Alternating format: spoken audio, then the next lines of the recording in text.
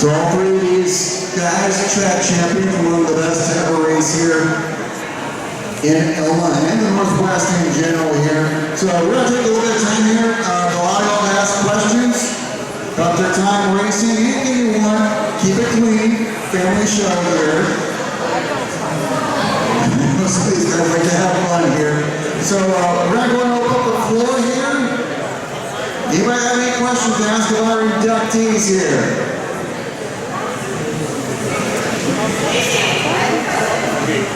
Alright, hold on a sec here. We'll go ahead and actually hand the microphone over here to whoever the appropriate gentleman is.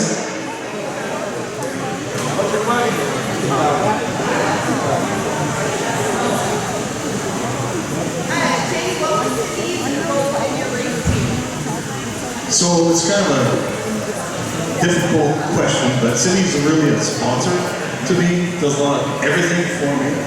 But recently, she's taken on a new role as on the race team. On the way up from the races, after about 6 White Claws, I did well. She likes to tell me what I was supposed to do better, was I trying, what's going on, and sometimes the haul goes faster on the way home than it did than the race car did on the racetrack, because I just want to get all of it.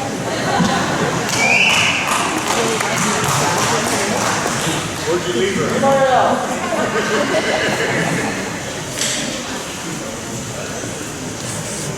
So, I got two part questions. Okay, number one, do you remember going down to like the mom shop? Buying a car? Yeah, so. Hello? Yeah. Speak up, you're loud. Battery killer? Where is my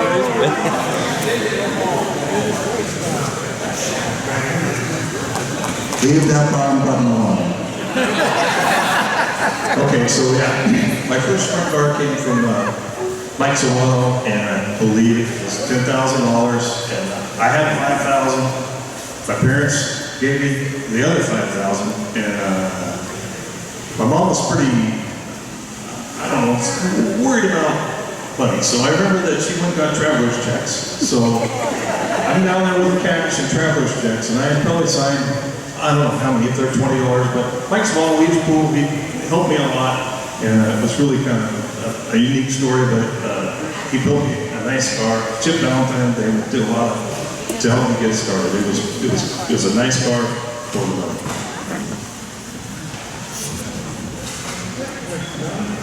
Yeah, Scott, tell us about getting your first car.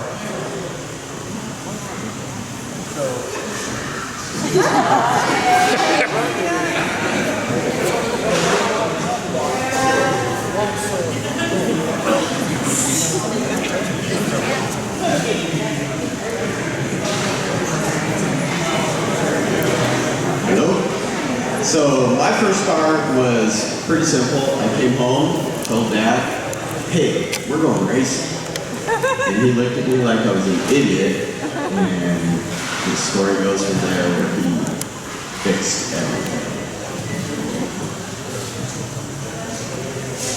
Randy, about you? So my first car was bought by my wife, sitting right over there. She actually bought that car for me. So it's all her fault. It wasn't a great car. But one funny thing I have to say about Jay and Mike Zamano's car was, I remember being over at Jay's kids, right after they had that car, and Mike Zamano was over there wrenching on it, and he said, "This is self-preservation." Do you remember that? Yeah, I remember saying that because it was a little scary having to drive that car away. Next part. Jay, tell me about Randy's car. So I think the car count was kind of low, and maybe it was OCCU night. So I'd say, Randy, you want to drive my second car? And he did. and I tried as hard as I could, but he whooped my ass. And the car was not as good as the car I was driving. And the second one? Oh, so one time when I couldn't see straight, I called Randy up. I said, hey, kind of got some obligations to finish up this year, and could you come drive my car again? And he does.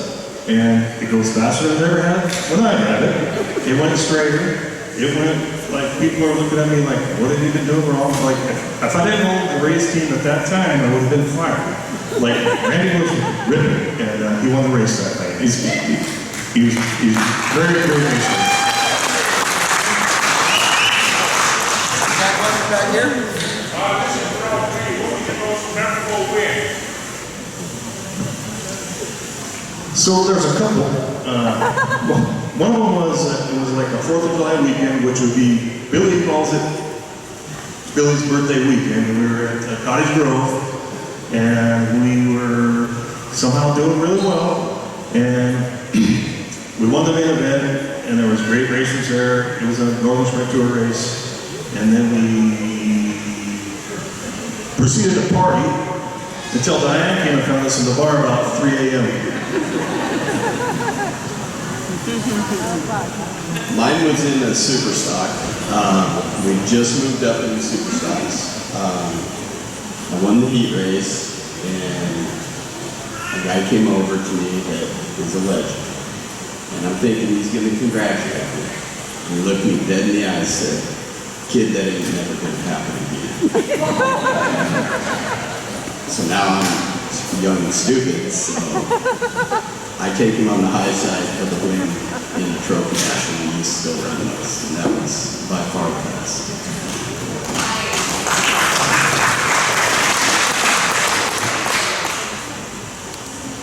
Mine would be my first sprint car win ever. Kind of bittersweet because there was a big race at Skagit, so guys like Jay and some of the big hitters weren't there, but it didn't matter. I won a race in a sprint car, and that was huge for me. And it's just a good feeling.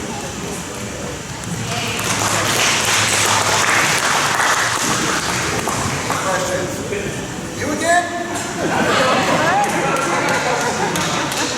Did you guys have? I know. Stop, man.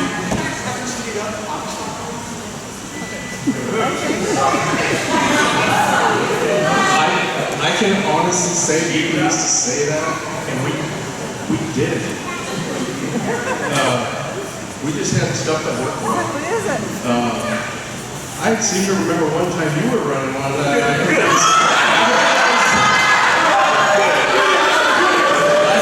was some nitrous on that car.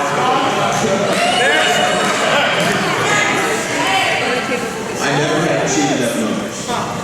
I'm not saying the car didn't have character. Not quite nitrous. I mean, if you would have had enough nitrous in it, you would have won that race.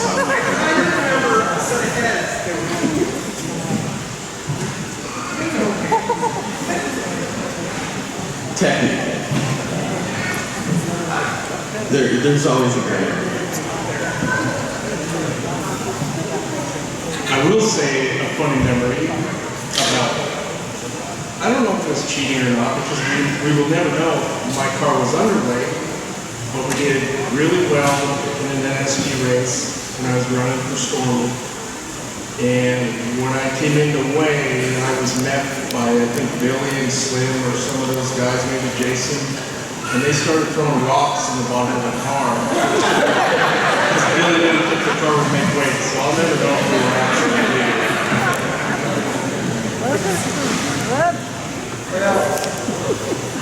Let's go three together. All three of you are in different classes here. We got one call. Lots of cars and other, especially in you want to 4 different classes here. I could probably still say that running hobby stocks and super stocks, as far as just having fun, they're a blast. I mean, me and Sval, we lean on each other, talking to some of the other guys here. It was fundraising just for fun. And then jumped into a modified. That was a lot of fun too. I never had much success. I won one main event, and that was it. And then getting into a sprint car, I honestly would watch guys like Vern and Donnie Fry and the Don Spoon, Don Warren, Mike Zamano, Jay. And I used to watch them and think they never want to go that fast. And you just want to go faster and faster. It's just, it doesn't feel like you're going fast when you're sitting in the car. I still come to races and watch them and say, I can't believe I was able to do it. And they're awesome. There's nothing like a sprint car. Yeah, when you crash, it's a little different. When you're just driving a car, it's just, you just want to go faster. Hobby stocks were hobby stocks. The super stocks were probably the most memorable for challenging. Modifieds, because I've been in them from the beginning to now. The evolution of a modified, there is zero room for error anymore. They are twitchy, nasty, stupid cars. I mean, they will get away from you, catch you, and stuff you right back in the track into your line without even thinking. But super stocks are definitely fond memories. Granted, that was when I was younger. And I seem to remember meeting Randy head on with the super stock. And came in, our cars were all destroyed. And Randy goes, oh, that was a hard hit. I didn't even know I was spinning. And, there was a car in between us, and he moved out of the way, and there's Randy. He goes, how'd you do that? I go, I finished second. My car is just rail, but you just can't do that with a car these days. Can't produce with a car that's broken. So my stock car days was a lot of welding, a lot of cutting, a lot of junkyard stuff, building motors, may fail, may not, a lot of work. And then, so I get a sprint car, and I get a team, people that want to help. It's fun, it's easy. I mean, it's not easy, but I mean, it's not, you're not bolting on a fender. So I'd say stock cars are a lot of fun, a lot of work. Not as much help, but when I got a sprint car, I had amazing people for 30 plus years and made everything easy for me.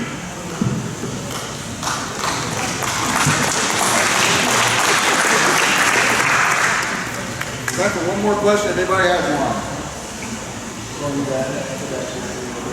have one more question here.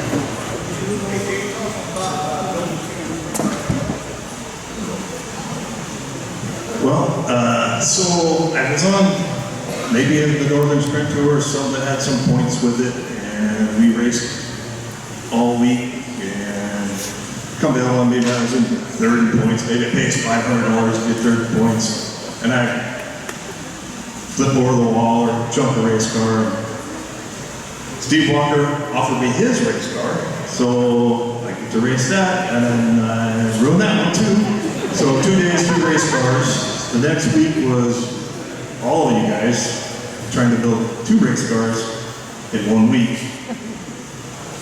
On a couple of crazy Sundays, like getting everything tore apart, 2 frames, back of the truck, up to rocket, bring it back, whatever, sort through everybody's stuff, trying to give Steve back what he had loaned me. But we probably tried to do him good, but I don't know how that all turned out, if he was mad or not, but I ruined 2 race cars in 2 days.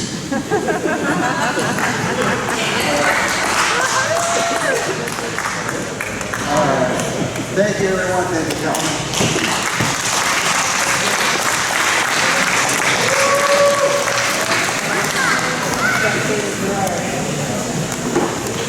So we do have a couple of little things happening here, and so we need to expedite the show here a little bit. We're going to go ahead and bring up our guest speaker this evening here. For a time, he was an authority in Northwest Motorsports Media, involved up at Skagit Speedway. for very many years and wrote a lot for a lot of publications out there at the time, including the Racing Wheels, a huge West Coast print publication here. And we are so delighted to have him join us here tonight for this year's ceremony. One of the great media members in the Northwest. Please welcome Chet Cory.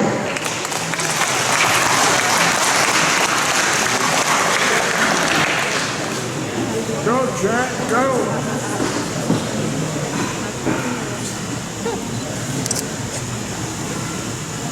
How many people don't know who the hell I am? Oh, Vern, put your hand down. I know. Skagit was my main home for 25, 30 years as a track announcer, publicist, PR person. But we'll get to that a little bit later. I did make a few trips to Elma. I had some stories about that as well. But keep in mind, full disclosure, my Elma is the half mile. I go back then. I don't have any experience with your beautiful facility here. So if you're a little younger, you may wonder what I'm talking about. But the older people can fill in the blanks. Older people like me. It's nice to see folks like Bert Rengen and Mr. Evans over there and Mr. O'Hara, the Skagit Speedway Classic. Bert Johnson, always good to see Bert.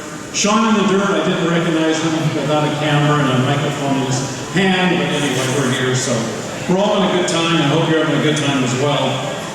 Just to give you some background of what my career was and get into racing, we'll ask you for some questions. You might have some questions about Skagit or some of my own stories. I thought I was going to die with a microphone in my hand. Radio was my career, radio and television, for about 30 years. So I thought, they put me in the casket, holding one of these. They have to put a hole in the lid.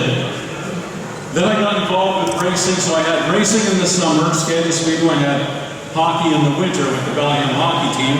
And there seems to be a lot of people here that have hockey and racing. A lot of people I've seen at games in Everett, maybe even some in Seattle, so we all have that connection. And it's amazing how many racing and hockey people are around all the time. So after 20-some, 30 years in radio and television, the station in Bellingham, that's where I'm from, sold. And they said, we're not going to keep you. We're going to automate it and hire a college kid to push the buttons. So I had to reinvent the wheel. So there was an ad in the Bellingham Herald to work for U.S. Customs and Border Protection. Someone from radio doing that. I applied, forgot about it. 6 months later, I get a call. Mr. Cory wants you to work in Blaine, Washington for U.S. Customs and Border Protection. So I did that for 22 years. And there's probably more questions from you about working at the border than there is racing, but just one quick one. A circus came through once, and they had this bear in this cage. And we had the drug dogs out there. They were smelling this bear and just going crazy. And of course, we all thought, okay, it's the bear, there's bear poop and all this kind of smells. But somebody on the staff said, we got to go into this closer. So they put the trailer aside. They opened up the bottom and it was full of drugs. Full of drugs, marijuana, all kinds of stuff. But the people thought we can sneak this through because it's a bear, and the dog is going to react to the bear, and they'll just think it's a bear and they'll keep going. So weird stuff like that happened at the border. I did not carry a gun or a uniform. I was in the entry division, but we had to work with those people on those kind of issues. I was just retired in February of 2022 from the border, so I'm still collecting the government bennies after all these years, so that's always good. KPFW radio is where I spend most of my time before the border. If you're not from Bellingham, you don't know it. It was a country music station, Country 930 KPFW. And then Winters doing hockey with the Bellingham Blazers. That's where Fred and I met up. You had Fred here last year. I should tell some nasty Fred stories, shouldn't I? Are you taping this? You can shut it off now. Fred used to do color work for me, which he's the color man is the guy that makes comments about the play. We did that for racing and hockey. So one time I was doing the morning show 6 to 10 on the radio, then doing hockey games, and by the end of December, I was losing my voice. So one night, I did the pregame show, Fred's next to me, and all of a sudden, you know, they cued me, okay, Chet, go, and I had no voice. So I said, okay, Fred. So I think Fred called one of his first hockey games because I got laryngitis. But he did a great job, and I've known Fred since he was just a little tight. And then we get together all the time. He comes down, and if he's on this side of the border, I buy him lunch. If I'm on his side, they buy me lunch or dinner. And Rick and I went to Western Washington University together back in the mid-70s. Some of you weren't even born then. And I remember after one winter quarter, we were all having kind of sad. We had some tough finals. I said, Rick, let's go for a couple of Wobbly Pops. So we go down to the bar. It was Smitty's on Holly Street in Bellingham. I said, I'll buy the first round, you buy the second round. So we're thinking, and we're kind of tired of school, and we're looking on, okay, you know, so we should invent something. Invent something. You know, there was a napkin holder. Someone invented that. Someone invented a pen, a spoon, and a fork. So he said, well, maybe someday everybody will have like a telephone with it all the time. I said, that's stupid. No one's going to carry it on a pocket. I mean, who's going to have a little computer in their pocket all the time? Well, he was a teacher. I was going into broadcasting. He's much smarter. So he came up with things like that, computers and cars that run on electricity. I said, that's never going to happen. But I have my list on the same paper in the same bar. These were my inventions. And they didn't work either. Here we go. A blow-up dartboard. It didn't work. Solar-powered sun lamps. It just didn't go over. A one-way yo-yo. That didn't work either. Someone suggested a silent whoopee cushion. Didn't go over. Dehydrated water. I thought that was a good one. Think about it. You'll be laughing tomorrow. A Braille eye chart. Non-adhesive sandpaper. Didn't go either. My final one, and I thought this would really work in these days of drive-through every night. Drive-through circumcision. It was called a clip and dash. It didn't work either. So he was much smarter. Did you guys have any weird racing habits by any chance? Weird things you do at the track? I used to collect the clay balls. I go in the pits afterwards and get a ball of clay and take it home and write a date on it. It was stupid, but I did it. Nobody have anything like that? Any weird racing things? Okay. And then in 1970, I taped every race on a cassette tape. So I gave Rick tonight a copy of a race I did at Elma, July 12th, 1970. I wish that was a video, but it's an audio tape. July 12th, 1970, Rick has it. If someone's really good at electronics, if they could maybe edit it and take some stuff out and maybe enhance it a little bit. But that was something, May 12th, 19, I was only 15 years old at the time.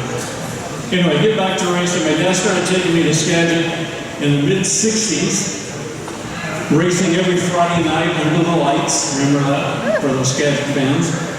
Betty Gardner was a reporter. She retired in 73. Jim Raper, I'm sure you all are acquainted with him or know who Jim Raper is. He said, I'll hire you for $15 a week to write the racing story for the racing wheels. I said, okay. And then he kept saying, well, why don't you do this and do this? And pretty soon I'm doing 50 things for $15 a week, so we had to renegotiate that. But writing for racing wheels and speed sport news. But what they do now, everything's on a computer. We didn't have that. We had something called a telecopy. Do you remember telecopying? It was kind of like before faxes. So you write your story, and you put it in this roll, and it had a phone coupler, and you put it in there and push the button. In 4 minutes a page, this thing would scan across. That's what we did it. And the funniest thing is that I used the Bellingham Herald newspaper's telecopy. They let me use it. They went, it never happened nowadays. That would never happen. So as a publicity director, and I was talking with Sean about this, do tracks have PR people anymore? And we have someone do all your computer work, but I'd write a story, send it to Racing Wheels. I had to go to the post office, this is before the helicopter, send a special delivery, it was like $2. I had to send it immediately after the race, so we get the Racing Wheels by Monday morning. Those were the days when we didn't get results online, right? You can't wait for your Racing Wheels to come in the mail to get the race results what happened a week ago. So we've come a long way, obviously, after that. Jim finally bought a helicopter, by the way, so we finally had one. But I attended many promoters meetings with Jim, and when Jim spoke, everybody listened. I'll tell you, Jim Raper asked me a question about how he developed the track, how he worked the clay. His schedule was usually pretty smooth on most nights. So when he spoke at these meetings, everybody listened. That place got really quiet. And of course his wife has since passed, and his one son has passed. I saw his daughter about a month ago over at Costco, and she's doing fine.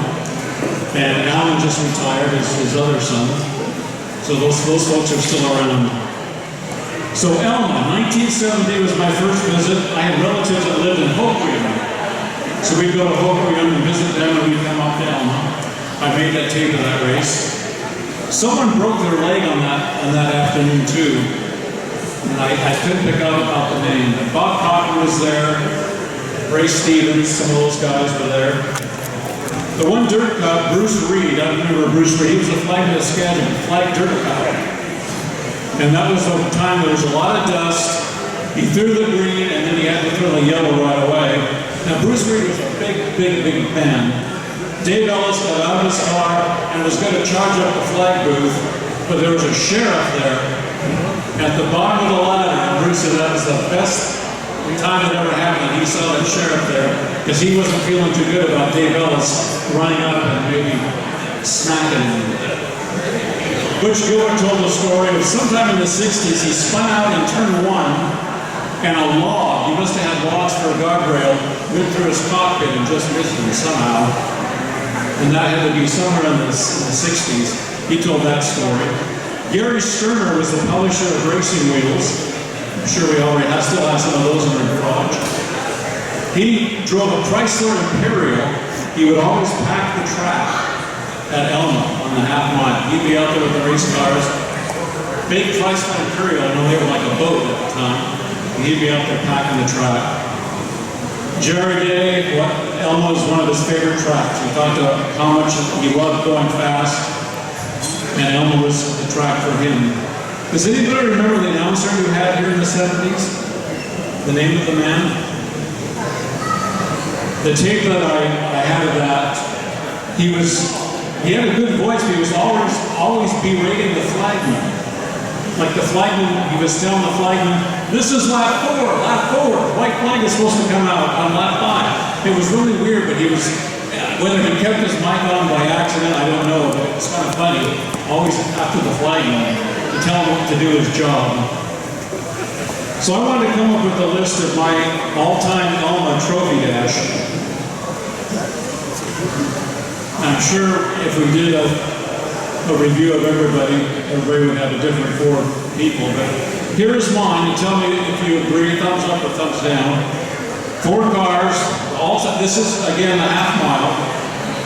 George Wixon, would he be a good choice? Yeah. Rich Lady, of course, he'd be in the purple number 11. The last 2, I don't know. These are my choices. Earl Fritz, I like Earl. Remember, he crashed once at Evergreen, a horrible flip down the front chute. He was okay, and then Ray Stevens, number 23. Who else would you add something to that if you could? Any names?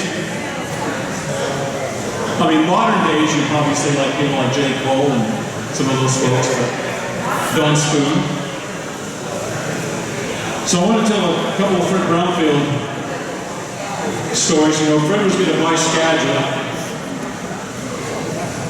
And we had a couple of meetings. He wanted me to leave the radio station and work for him, and I thought about it, but Skagit Stockholm was involved fairly old, and I wasn't convinced that they were going to sell to Fred.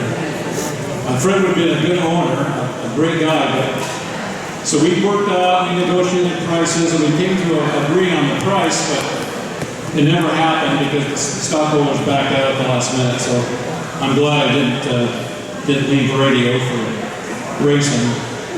But Fred was a great guy, always had a positive attitude, and Debbie, super lady. We had a lot of good conversations, and so we all miss Fred. There's a lot of people here that we miss that should be here tonight.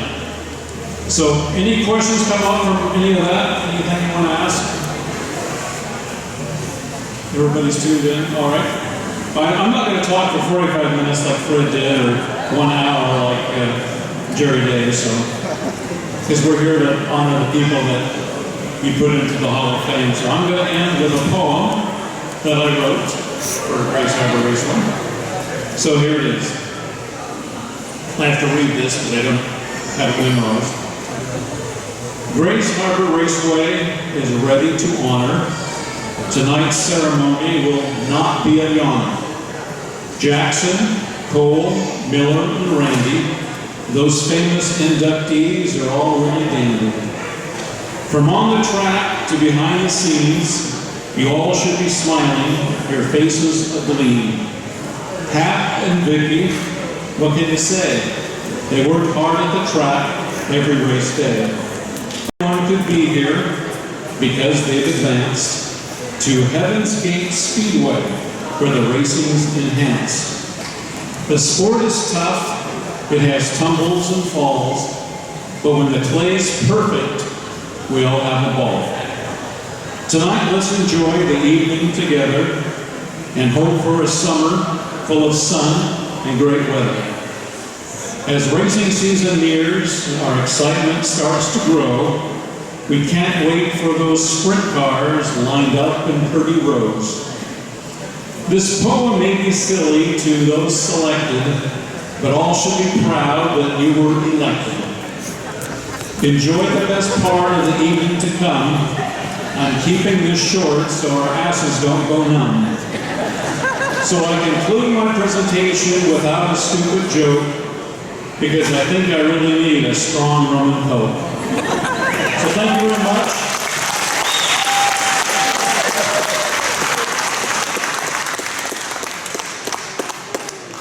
Any questions, anything you want to ask?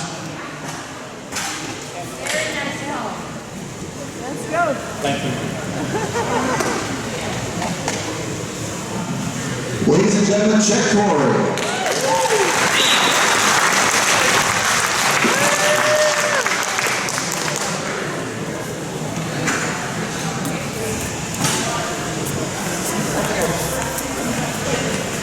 Don't touch the bottom button.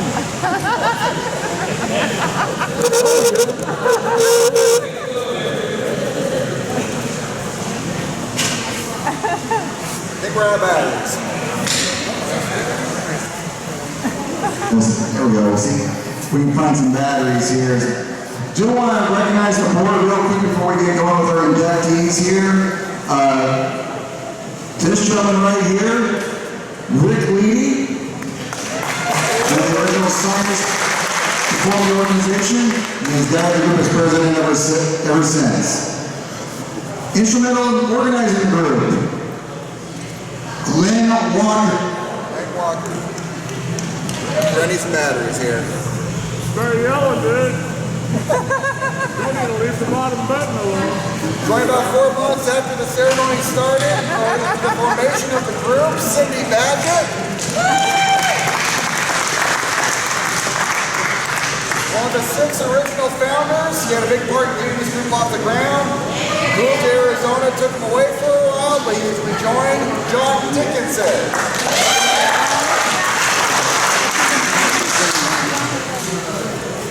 Hopefully this stays on if we can get some batteries for this thing. He joined the board after the COVID pandemic.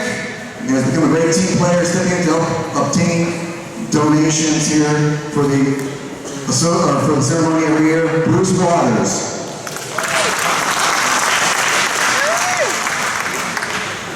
Jeff Farnham.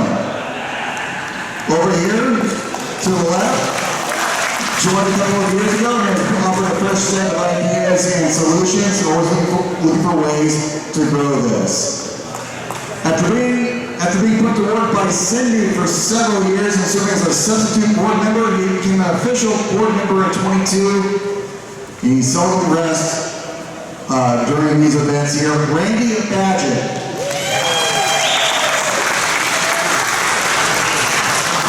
And been a big part of almost every Elma Auto Racing Hall of Fame event, usually greeting people as they enter, born with racing in her blood, and she finally agreed to become part of the board in 2022, Wendy Lee.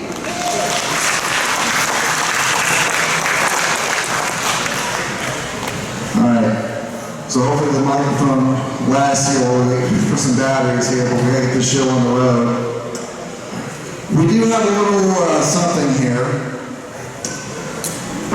When this class of 2025 for the Elma Auto Racing Hall of Fame was announced, it was shown that we had 5 separate inductions, one of them being a husband and wife duo. And it was logical for everyone to figure that there would be 5 intros that I'll be reading this evening. Well, with some news here, I actually typed up the 6th intro. I could not phone interview this person because this is a surprise to her this evening. Known only by myself, the board of directors, and a couple of her close friends. We'll figure it out here. At the racetrack on any given night, there are a lot of people behind the scenes who make things happen that don't directly involve the racing action, but fans who attend frequently interact with them.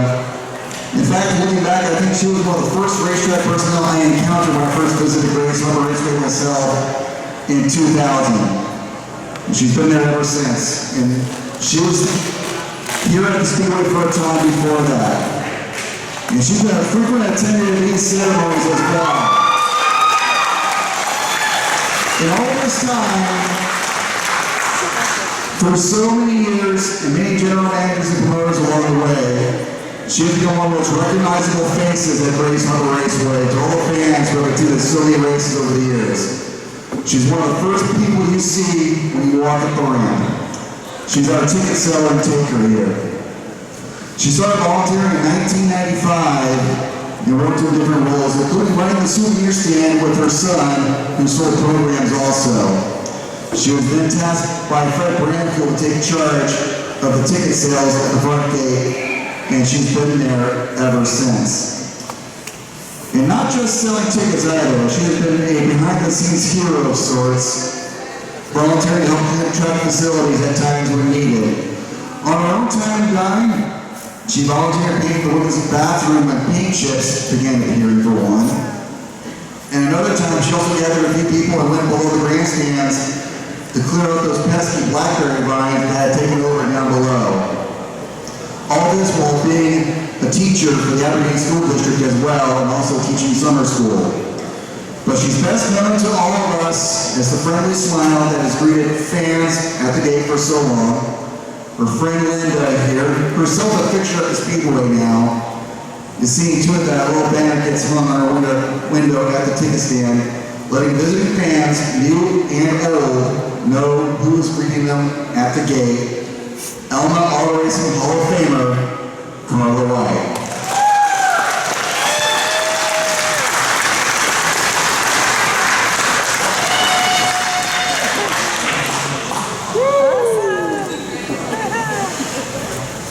Awesome, girl.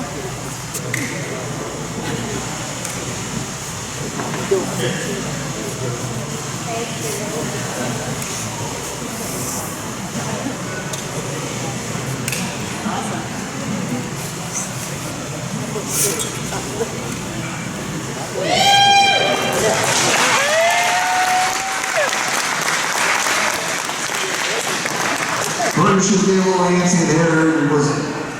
That's why we moved this one up first here. But yes, surprise, only a couple of our friends new to the board, myself.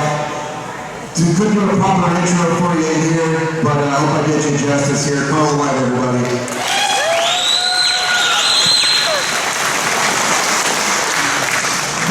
so much. I'm speechless. I almost didn't come. So if it wasn't for these young ladies over here that tried to get me out for lunch today and then made me stay here, and so I don't know what to say.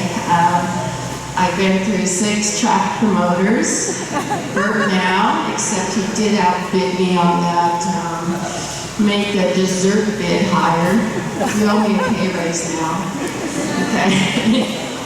But the track does mean a lot to me. My son grew up there. He raced for a while. He wants to come back and race again. He's in Indiana right now. He bought a dwarf car. He's planning on doing the trip back up here. I couldn't do it without you guys. I come every year because I love seeing you guys and you're my family. And just thank you so much. And I'm not that old. I started when I was 10.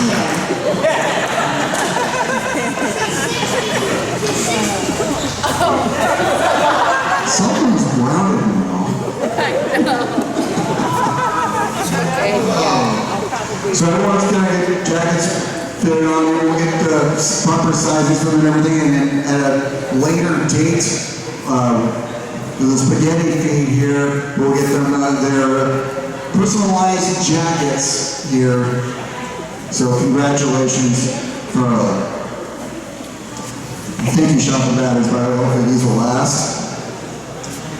So, now to our regularly scheduled inductees. We're going to start these off with a bang. Our first inductee this evening doesn't need much said about him around Elma for people who know who he is. He was just one of the greatest of all time at Grays Harbor Raceway. And he's had quite the journey on his way here to the Elma Racing Hall of Fame. He was always in the motorcycles as a kid, and that was where he got his start in racing, before eventually progressing to full-size race cars. The first time he actually took the Elma Speedway, though, was around 1984, when he took his 72 Ford pickup out on the track for a spectator drag, which was a thing back then here. 2 competitors with street vehicles would go onto the track for a 1-lap match race, and the winner got to stay on the track. He went out and was the overall winner one night that season, and then came back and won the season finale. Of course, he knew that he wanted to get in a real race car eventually, and he did just that when he built his first stock when he was in high school. He admitted it was not that great when he started, but he soon started to learn and win races. In his second year, he won the 1991 Hobby Stock Track title at the Elma Raceway. Of course, he wanted more. About 1992, he started racing 360 sprint cars, driving his own equipment. He started winning right off the bat, though not consistently at first. Soon, more wins came. His first track title came in 1996, and then another the next 2 years for a 3-peat. And a few years later, his 4th came, and soon came another, and another. You see where this is going. The driver from Shelton did travel around some, and did find a little success on the road too, having won at the famed Piscataway Speedway a couple of times over the years, and also picking up a Northern Sprint Tour win at Cottage Grove Speedway in Oregon. While he did occasionally travel, Grays Harbor Raceway was his home, and he became synonymous with it. His biggest single event accomplishment, perhaps, was the 2006 Evergreen State Sprint Challenge, winning the NST's signature event and throwing the local Elma fans who were still mourning and reeling for promoter Fred Brownfield's shocking and tragic passing only a month earlier. His enormously popular win was perhaps the most so in Grays Harbor Raceway history. The driver who held to win that race, by the way, was some kid named Casey Kane. Another signature moment came in the 2008 season finale at Grays Harbor, as he was one of 4 drivers who could still win the track title that night. The others being Henry VanAagten, Sean Rice, and Glenn Morton Jr. There he is. That main event ended up being one of the best sprint car races the fans had seen here in some time, with tight racing and even a little contact happening between the top 4 drivers occurring throughout. It was our inductee who came out on top to win that main event, and yet another championship, his already astounding 7th at the time. The wins and the championships at Grays Harbor Raceway kept coming from there, and all along the way, he had his stable of friends and crew guys helping him. Maybe too many to list here without me missing someone, but he can tell you all about them himself here in just a moment. But he said he had the same 10 guys or so for 20 years, and he enjoyed spending time with them and his competitors at the track, and also hanging out down the street at all the lanes afterwards. He also had a number of great friendships with some of his sponsors, one of them being Greg Burgess. He also partnered with former racer and 24 inductee Trevor Wilson, who was a long-time sponsor and helped keep our champion racing. Wilson was like-minded, enjoyed winning races and championships, but having a good time with everyone at the track and after the races. The duo won several more titles together, including 2013, 2018, 2019, 2021, and 2022 before our inductee finally hung up the helmet following the 23 season in one more title, his 13th Sprint Car Championship.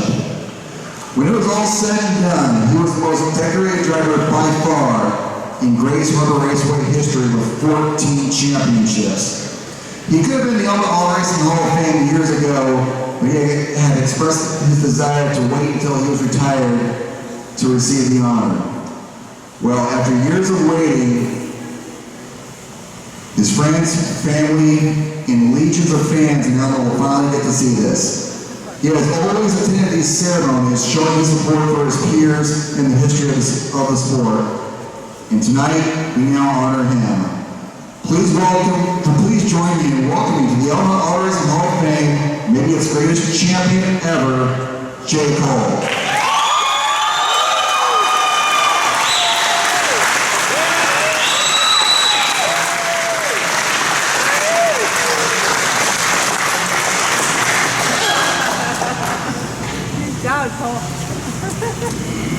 So, I had a little help. Greg called me and he said, "Hey Jay, I know you're going to fail miserably at remember all your sponsors for 30 plus years." So I sat down, wrote them all down, he made me this banner, and I won't sit here and rattle it all off, we'll make this as quick as we can, but thank you all those people for 30 plus years to help me survive. But I do have a bunch of people that helped me for 30 plus years, friends and family that I need to run through real quick. You know, I have a quick story and I'll get this done. So we'll start out, Cindy Cole, thank you very much for all you do. Starting a race car, running the tape, tell me how I drive horrible, I don't do well. Yeah? So, Billy, Diane, Casey St. Paul, the original start of my sprint car racing. I love those guys, thank you. Matt Bell, Randy Ward, Ted and Karen Smith, Steve and Lisa Kay, John, Jim, Sam, Jester Miller, Jerry, Pat Swartz, Dale Bunny Hall. So I'll have to stop for a second. Dale had been helping me for 30 plus years. I have no idea why. They wore out 3 cars, driving up and down, helping me out. They're like my second parents. I was not really a match for Dale because I did a lot of crazy shit. And that's why his heart's probably still working as well as it is, because I tested it. Joanna and Terry Buckley, Dean Lady Pro, Dominic and Jim LaHue, family, thank you. Jeff and Steph Beecraft, Darren and Lori Hall. So Darren was early on in life home doing whatever he wanted when Dale and I were helping me. So somehow, after he was done having a good time, he got the bug as bad as that. He helped me all the time. It didn't matter what day it was, it didn't matter what was happening. He had the itch, the smell for methanol, something messed me up. Barry and Desi McDuck become my neighbors. Barry comes over, the HVE shirt on. It's like, hey, you like sprint cars? Yeah. And next thing you know, he's helping me. A lot. He's my neighbor. Hey, Barry, can I have you? Yeah. So, Barry and Desi, great neighbors, great company. So, Todd and Jackie Rhodes, Todd was around from the beginning, right? We had lots of fun. Sometimes, probably got in trouble with Jackie, but we're okay. Slim, Donald, thank you. The guy has more laps around Grays Harbor Raceway than I do. Brad Johansson, we had amazing times building race cars, doing what we did. A lot of work. A lot of good times, but a lot of work. Gary and Lisa Crest, Gary, thank you. Lisa, thank you for allowing Gary to spend most of his time getting dirty in my house. Mark, John Ziegler, right? So, Mark was around for the beginning and all the way through, up and down the road, in the truck, 6 people deep, just good times. He might not say that, but it'll be like good times. Tad Sandy Smith, there's a story about Tad. I went over the wall, was in Mudbow. Tad came, flipped me back over. Thank you. Tim and Stacy Parker, they come, been part of this race team, enjoyed every part of it. Tim helped, and he would be at the racetrack sometimes. We went to Skagit one time, that's a good story. So, Jeff Bell, Tim got to do a little drinking early. So they might have been taking a nap, so I had to rely on maybe Cindy, Stacy, and Tad, I think. Rich is Scotty Trump, so this is great. So my truck breaks, it breaks, and I'm supposed to be at the racetrack. I go, Rich, can I borrow your trailer? Yep, go get it. So this happens twice in 1 year. I grabbed Rich's trailer, loaded with all my shit, rolling with my half-ton pickup. Thank you, Rich and Scotty. Kelly and Lisa Fraser. Kelly put a lot of time in, helping me. Lisa led him. It was pretty cool. Jeff Bell, thank you. I appreciate all the times that we had, all the good times we had, and the help that you gave me. John Dickinson, I want to say a quick story about John. I believe I bought more wings from John Dickinson than anybody else in Grays Harbor history. I think I had a punch card. He called it the frequent flyer. He had a job, but he would always get my stuff. And a couple times, maybe we didn't time in well, we might have lost him on the way home. He didn't like it. He was not very happy. Even time to give me tie straps. I still have 10 of them, his tie straps. Trevor Wilson. So I'm enjoying my life, racing cars, and it's a struggle, right? Trevor comes along, I borrow a motor from him, and I think it was a Northern Spring Tour thing. Somebody goes and gets it. I use this motor. It's perfect. And then I can't get my motor in it, so I keep using this motor. And somehow he is not done racing. So he buys a brand new motor. It shows up in a box. It is comfortable. I pick it up at air freight. I put the seat back. I'm like, I've never seen this before. This is amazing. We get this motor and it's cool. And then life rolls. Trevor's still not done racing. Keeps helping me, keeps helping me, keeps helping me. I don't know, I'm pretty fortunate because I would have been done racing without Trev's support. Thank you. Not done yet. So, there was a time, I wrecked a few race cars. Vern says, hey, I got one around the back side of my house, you can come get it. Okay, so I go over to Vern's house, I'm like, whoa, shit, you got a lot of cool shit here. There's a motor here, there's that there, there's this. So I dragged this car out, which was perfect. It was a great car. I ruined it. But I appreciate that I got to use it. Greg Burgess helped me kind of organizing my media or whatever. He said, hey, if you're going to show up at the racetrack, you got to represent your sponsors right. You got to have another wing. You got to look right. So he helped me. Jack Gilly, sponsor a long time. Craig Green, maybe one of my longest fans that thought I could always win a race. Wherever I was, whoever I was racing, Craig Green thought I could always win. Travis and Rochelle Brady, thank you. Travis has been around this race, flag, and helped me a lot of times. I got Joe Robertson, started president of the credit union, looked me up, with a great deal for a long time, VanAagten. Donnie was around from the very beginning. And he went racing with me, he helped me, he sponsored me, and this is 25 plus years of just dedication to me. Don't know why, but I appreciate it. Bert Fisher, the next bank president, thank you. Pat and Mo Hudson. Rainy Day Bob. I don't know who sponsored who there, but it was great, it was fun. Kevin Bowen, thank you. You helped me a lot. You did a lot of cool shit. And I'm gonna end this. I'm not gonna end this because I got another story. Drew will be cool. So, thank you. And now I'm gonna run through my quick little story that starts like this. Thank you all, fam. I'm pretty excited to join a lot of my friends here in the Hall of Fame. It might be 1970. I might have won a race on a bicycle at Elma Speedway on the half mile, but I was the only one there. So we go to 1984. There's a spectator race. I'm 16 years old. I have a 72 Ford pickup truck. I bring out to the racetrack. They have one lap dash. Look, I win.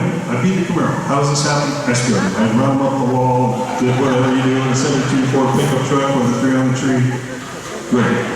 Come back at the end of the year, we're going to do one time to win this whole thing. I can't remember, it might have been Trans Ams, oh, they're spinning, and I might be on the inside and scared of again. So we'll get to win. I started bombing. Enjoyed it. Hobby stuff, street stuff, figure eight, motorcycle, demo dirt, cruising, stock car, third lane motor, non-wing sprint car for 7 laps. That's it. Wing sprint car forever. So I want to say this, living the dream, and the reason I got to live my dream is because everybody I just mentioned, they worked their ass off for me on Sundays, on Mondays, on nights. Everybody's at the lake in the summer having a good time, and I got my guys in my garage, my family garage, digging through whatever we drove home, trying to figure out, okay, we're going racing next weekend, but what's good here? John, we're going to need another wing. Well, they were going to need 2, that one's no good. Can't fix that.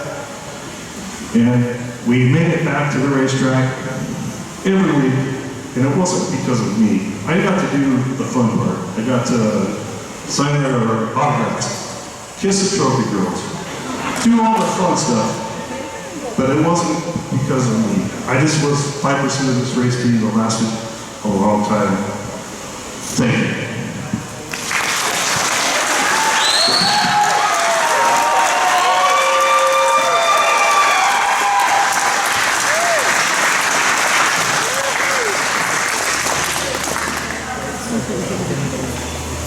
Great job. All right, we're going to take a brief break here. Okay. We will continue on with our next inductees. We have a pair of individuals who are going to the Elma Auto Racing Hall of Fame posthumously as a couple. They and their family have been involved in Elma racing going back to the late 1960s. We talked with their son David, who shared with us what he remembered at least of his parents' time in racing. Dad grew up, he played sports with some folks who eventually went racing also, one of them being future Elma Hall of Famer John Dickinson. He later got hooked up with Perry Crowell sometime in the late 60s and crewed for him, working on super modifieds at the time.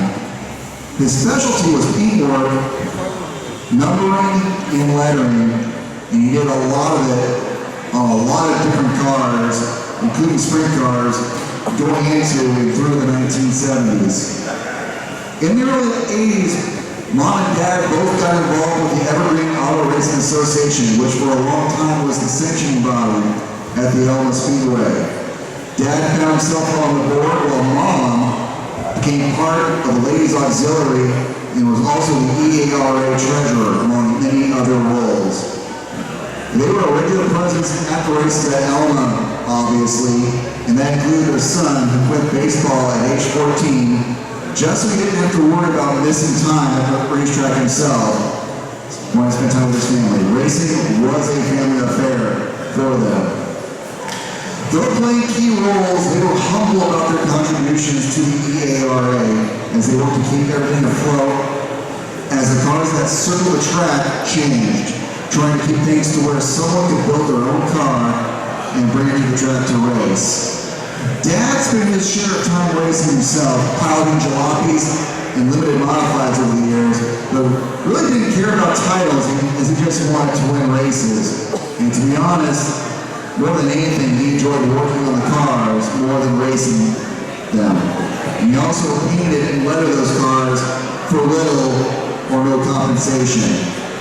He was also adamant about not racing on someone else's dime.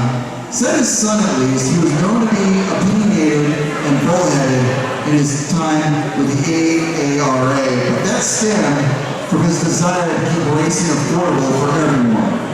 He frequently fought against rule changes he feared would lead to increases in costs for the racers.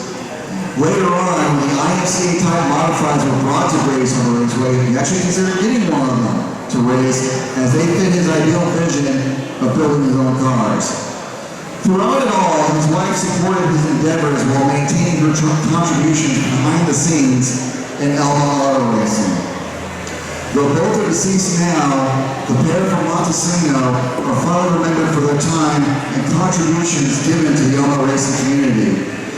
Represented by their sons, David and Dan, please join me in welcoming to the Elma Auto Racing Hall of Fame, Hap and Vicki Gross.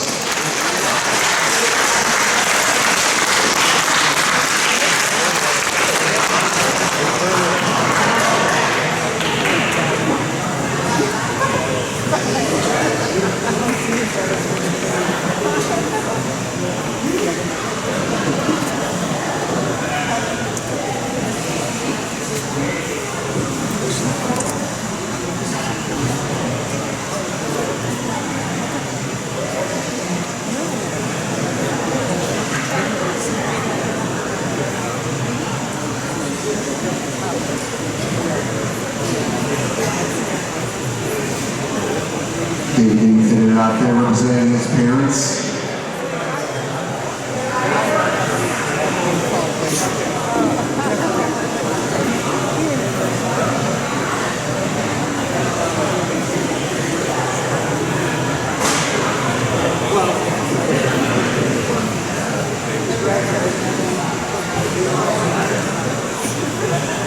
Congratulations to the Gross family.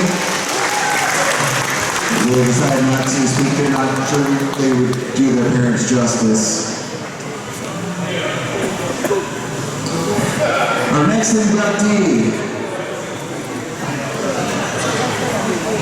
He first got involved in racing when he crewed for his brother-in-law, who was racing hobby stocks, alongside friend and fellow 2025 inductee Scott Miller.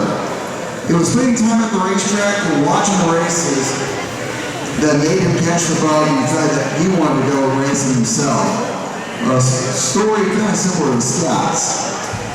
He got his first race car, a Ford Maverick, back in 1982. By his own admission, that first year racing was a mess, and many lessons were learned. After that first tough year, he quickly began to improve, and this also attracted the attention of Les Rogers, who became a friend and later a longtime sponsor. That first main event in the hobby stock came in 1994, and the following year, 1995, saw him win his first track championship in that same division. He immediately thought it was time to move up. He went into the Superstock division, and while not capturing a title there, he still won his fair share of races in Elma. He also took a stab at the new IMCA modified class that had been introduced, picking up at least one win in that class as well.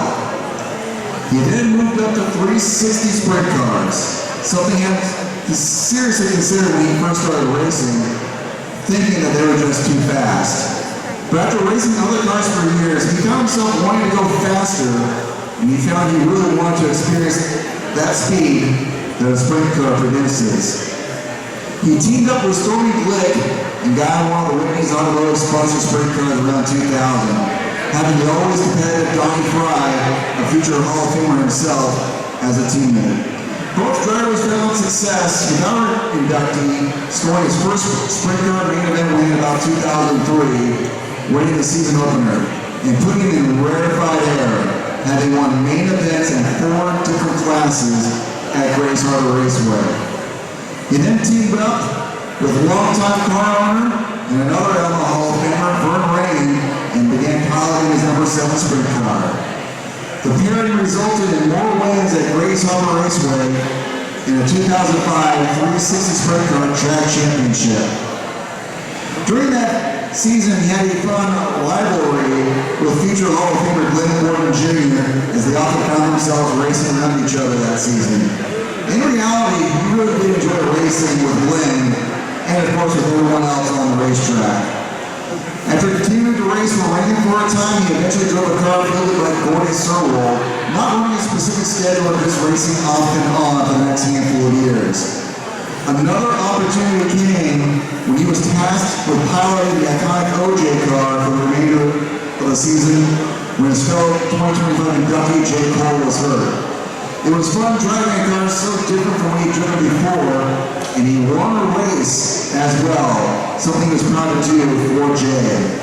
He loved racing with Jay at the track and loved having the families hang out together after the races down the street at Elma Lanes. And again, he enjoyed racing with everyone. He also considers himself one of the luckiest guys out there, having sponsors and having been hired by others to drive their cars. While he happily worked on them and drove those cars, he wasn't the one paying the bills for them, and that he has always remembered. And he'll be remembered by fans and competitors for his versatility, showing an ability to win in different types of cars, 4 of them in Elma alone, and winning championships in 2 of them. This, and the respect he's earned from his peers, has resulted in this latest honor. Please join me in welcoming to the Elma Auto Racing Hall of Fame, as Fred Brenner Jr. liked to call him, tough acting, fast acting, Randy VanAagten.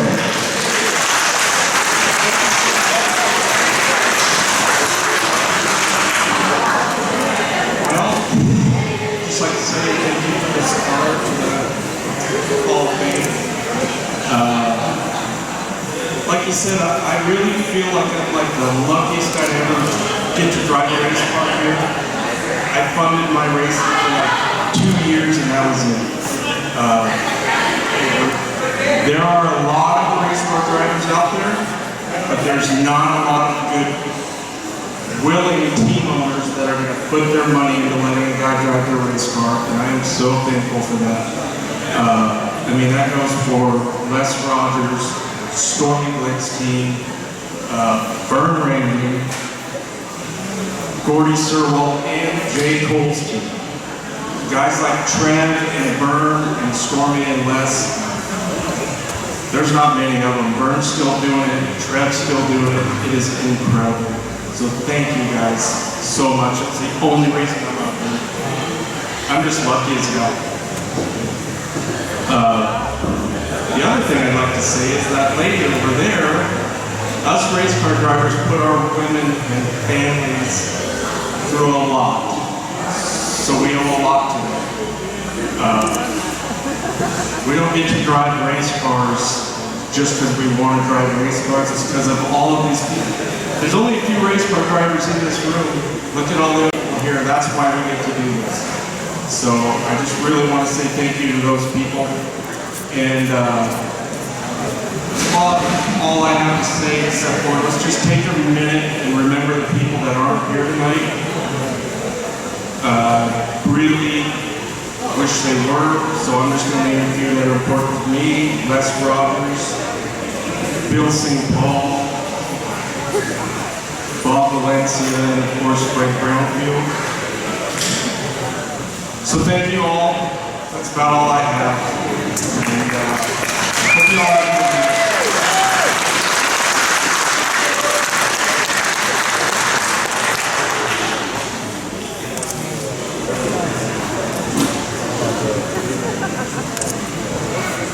Thank you.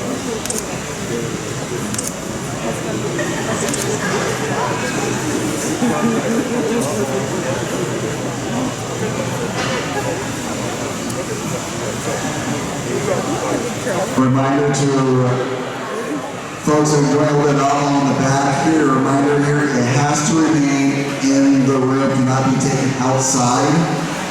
Don't want any trouble with the fairgrounds here. If you do need to go smoke outside, go smoke outside, but please leave the adult beverages in the room here. Please, we appreciate your cooperation there.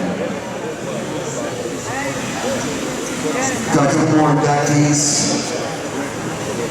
Our next inductee is another who's being honored posthumously this evening, but he does have his family here representing him. Our inductee loved racing and went to watch the races in Elma with his family all the time. He first got involved with sprint car racing around 1988 and helped out drivers including Don Spoon III, whom he crewed for a lot, as well as John Dickinson, a fellow Elma Hall of Famer. They were always willing and ready to help each other out. Cars often stayed at our inductee's house to be worked on. He enjoyed traveling for special events as well with Dickinson, including as far away as Chico, California, and Knoxville, Iowa. And occasionally headed north of Seattle also to go race at Skagit Speedway. Locally at Elma, our inductee's family was a mainstay at the track, along with those of Dickinson's and Spoon's. Our inductee's kids and Spoon's daughter, at times, would be seen riding in a wagon fitted to look like a wheat sprint car and would have competitions with the kids of other families and drivers. Following an apparently controversial incident on the track in Elma one night that involved Spoon, our inductee's family decided that a little bit of a sense of humor was needed. They decided to make a bunch of black flags to hand out to their fellow fans to wave if there was a call by officials that they didn't particularly care for. It likely annoyed the Elma racing officials to an extent, but they probably got a small chuckle out of that too. Even after he got out of crewing, our inductee remained a mainstay at the races, always spending race nights with his family watching the action. When the Elma Auto Racing Hall of Fame began operations in 2009, he was instantly one of their top supporters, creating many racing-related wood items and donating them for the auction every year. Though he recently passed after a battle with cancer, he remained fondly remembered by friends, family, and his peers in the racing community. The Hall of Fame that he supported from the start now welcomes him. Represented by his wife Kathy and some of their children, please join me in welcoming to the Elma Auto Racing Hall of Fame, Tom Jackson.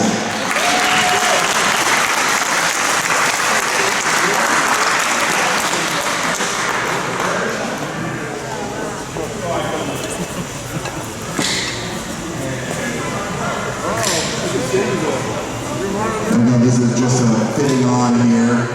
They'll get their official jackets at the spaghetti feed. And then here's Kathy. I just want to share all the family memories that I had growing up. Tom and Donnie and all the guys that work out in the shop on the car. And then I had the kids in the house. And they took off for the track around 1 o'clock. And then I had to load up all the kids and take them to the track. And then we watch the race, and then after the race, we all go down to the pits, and the kids love to go around and get autographs, and they just had such a great time. It's just wonderful family memories, and Tom would be so happy to be inducted in the Hall of Fame. Thank you.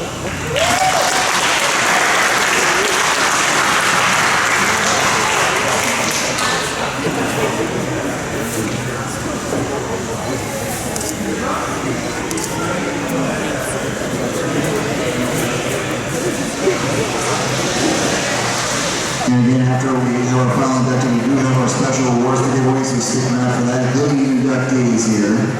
And we'll get a good photo with all the inductees or their representing family members.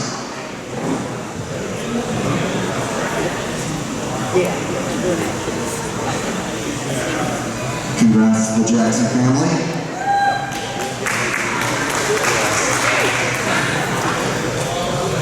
Our final inductee this evening is another one of the all-time greats in Elma, and he's actually still racing. He's been racing that long, and like the Energizer Bunny, keeps going and going and going. He got the racing bug, well, after attending the races one night. He got involved in racing along with fellow 2025 inductee Randy VanAagten, crewing for Randy's brother-in-law who was racing stocks. Being around the action, this inductee decided he wanted to go do it himself. Sounds just like Randy's story earlier this evening. He said he couldn't quite recall the exact year that he started racing himself, only that it was way back. With help from his dad, who served as his crew chief, they first tackled the hobby stock class at the Elma Speed Plant, and they won the main event that first night out, one that will remain special to them. At the time, there wasn't a guardrail in turns 1 and 2, and had there been one, he felt he probably would have hit it multiple times as he ran so high around the track. Of course, after what might have been called a fluke winning the first night out, they found out that racing wasn't going to be quite so easy. After a couple of years or so in the hobbies, our inductee and his dad decided it was time to move up, going to super stocks, and then later to the IMCA type modifies that had been introduced to Elma by the late Fred Brownfield. It was here, with Dad by his side, where he became a more functional race car driver, and he expanded his skills. And it was the modifieds where he would create his legacy in Elma. The wins started to rack up, and then the championships came. He said he couldn't remember them all, but did remember and being proud to pull off back-to-back track titles. The Chevrolet Beats Northwest Modified Nationals also became one of the races he looked forward to competing in every year. He was also happy to note the field of modified races in Elma he was proud to race against. And he said he was friends and raced well and competitively with every one of them. Mentioning the likes of Glenn Vincent, Dan Daniels, Craig Moore, and also Tyson Blood and Rod Lawrence. And it was against those earlier modified competitors at Elma that he won his first modified track championship in 2000.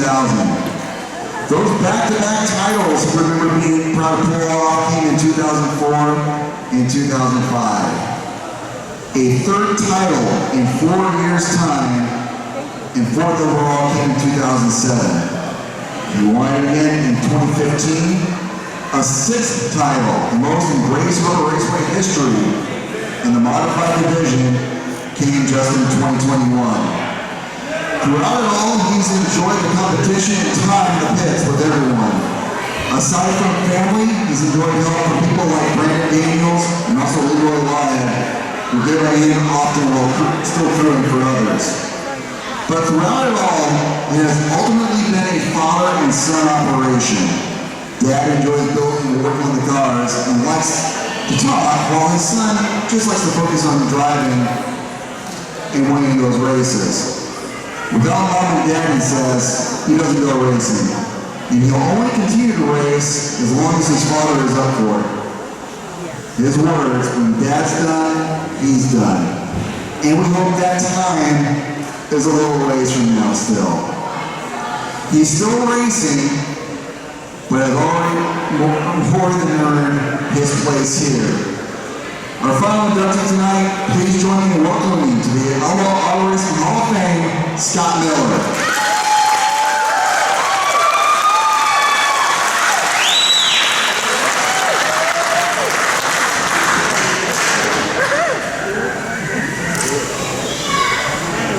First of all, I'd like to really thank this audience.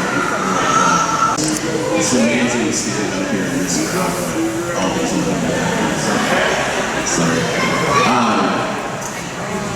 That being said, congratulations to the other inductees. I mean, this is a huge honor. I mean, spend a lifetime at this track. thank all the sponsors, but there's two people back there. Bill Miller and Cindy Miller. John, would you like to point them out?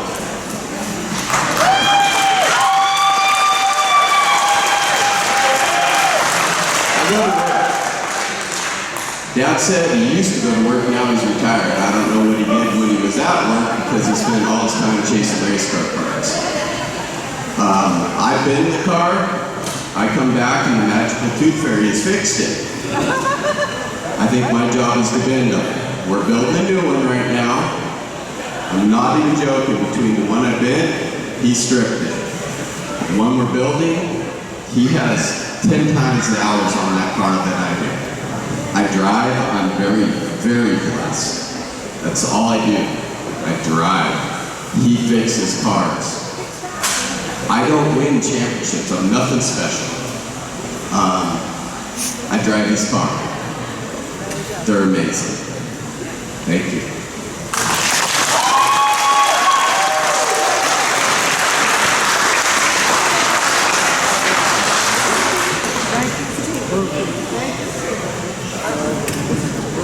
Thank you very much.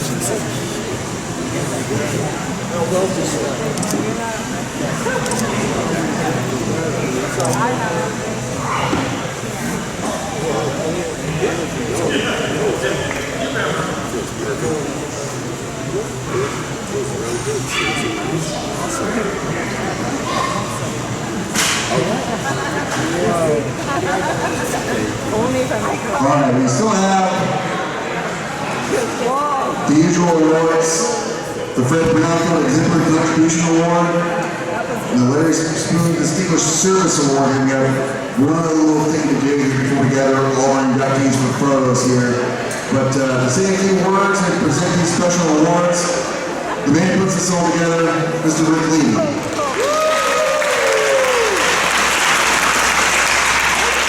I don't know about putting it all together. A lot of help goes into it, but I'm honored to be involved in this group.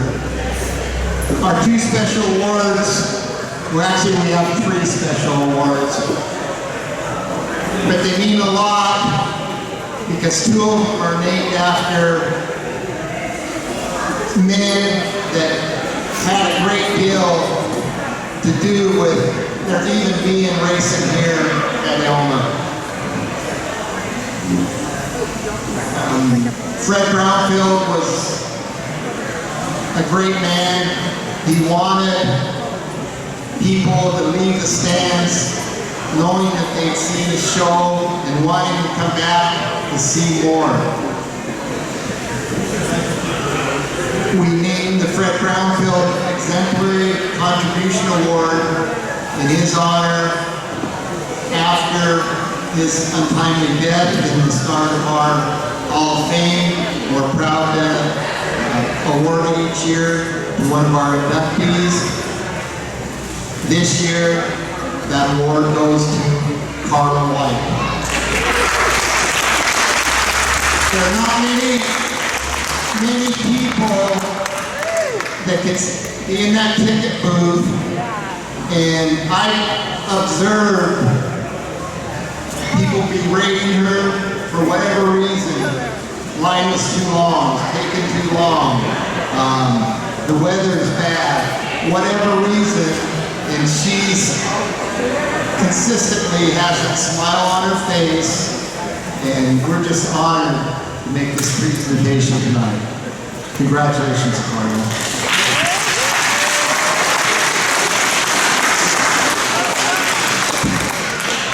I have to say, if it wasn't for Fred, I still wouldn't be here. Fred taught me a lot.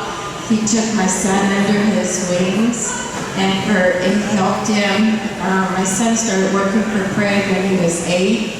In fact, when Fred took over, we went to the interview, and I told Mike, I said, if you guys need a gopher, I have my son here, just let him go run and get a light bulb or whatever.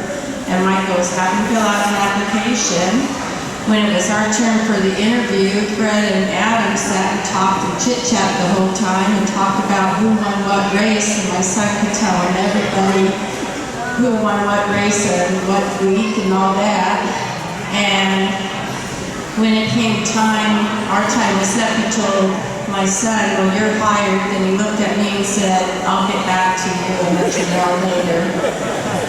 But it was Fred and Debbie that really helped me appreciate the track, and all you wonderful fans, the ones who bring me dinner every week and goodies, and the ones that just at least say hi to me, because it is hard when you do get the people complaining all the time, and having you guys there every week makes it worthwhile. Thank you.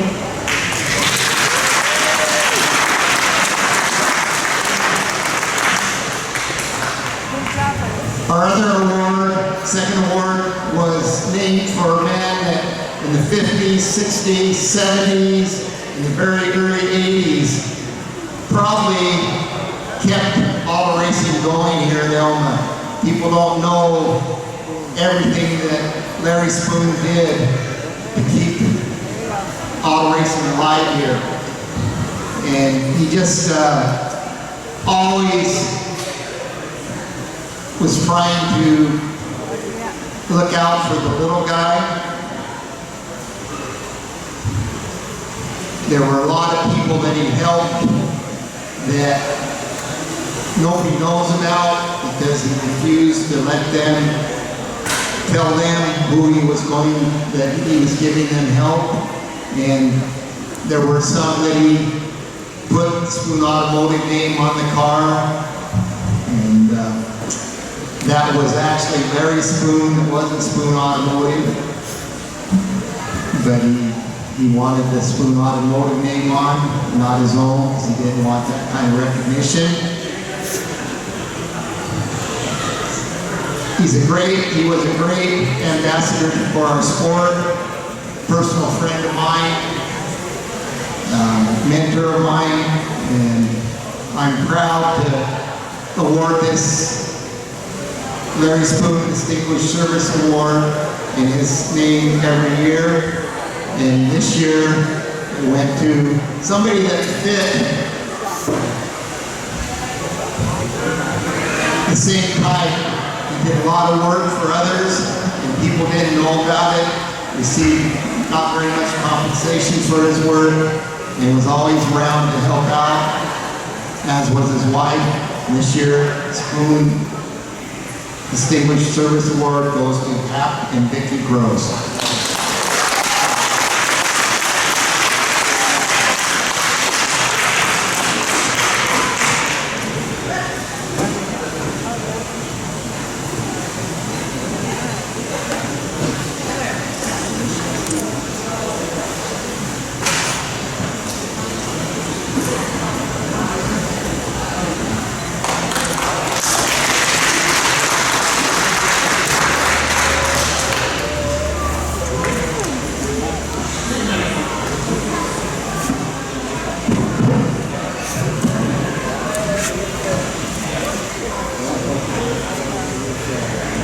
Our third award, we don't give out every year. We do present it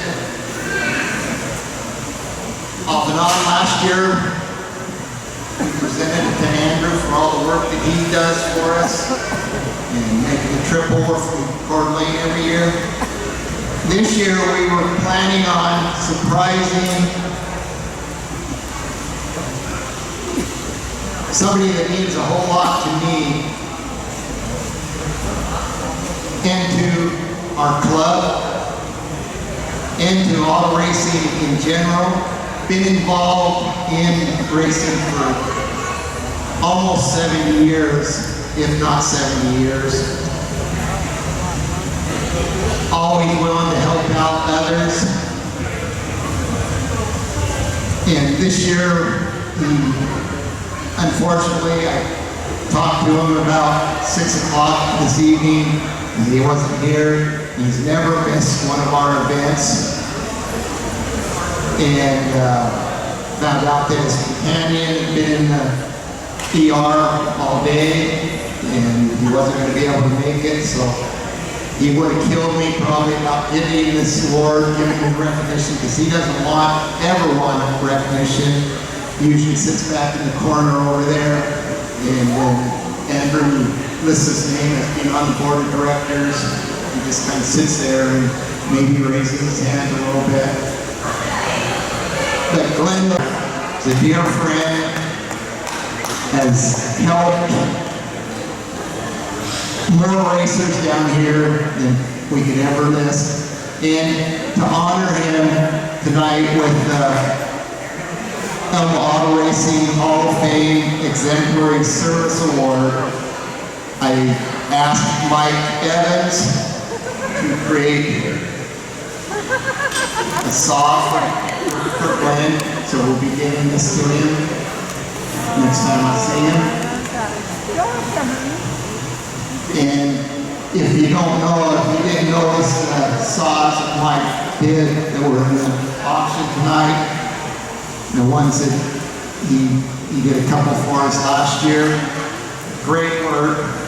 They're one of a kind, and we thank Mike for doing this for us. Thank you, Mike. Anyway, we'll be getting the Larry Spooker of the Elma Auto Racing Hall of Fame Exemplary Service Award to Glenn in the near future. Probably give me a couple weeks before he gets mailed to me. But congratulations to Glenn. And I do have one other surprise tonight. Cindy.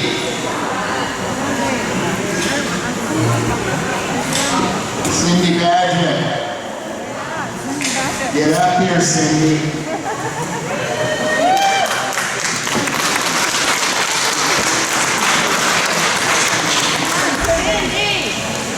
We're always piling work on this lady. She complains and threatens us to quit, but she never does. We love her to death. Yes. She's been around the racetrack since she was, before she was born, actually. Before she was born. And it's been a great honor to know her all these years, to have her involved with the Hall of Fame, and we hope she continues with us. She will. And I want to present her with the saw that Mike did for her dad, George Wixon, who held the all-time record for track championships until Jay beat him. So,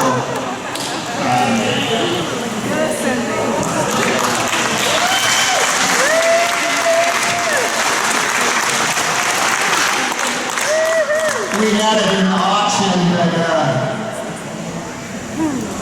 it really was just so she wouldn't figure something out.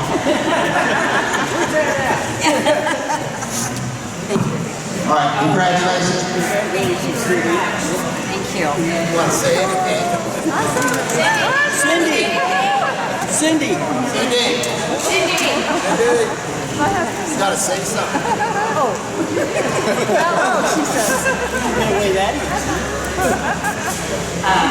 This was a huge surprise, so I'd like to say thank you to doing that. But I've never had the opportunity to thank my people. Like I said, there's no auditing in the team. My bestie, Bonnie, helps me out with the desk. My daughter, behind the food, she does all the food back there.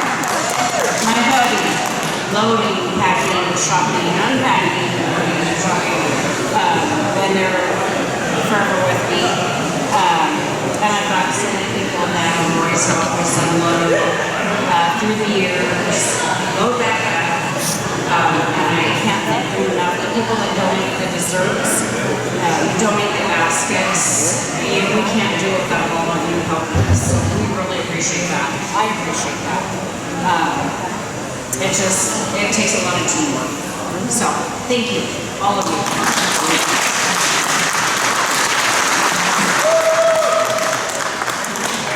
And on that note, I'd also like to thank all of you for coming tonight.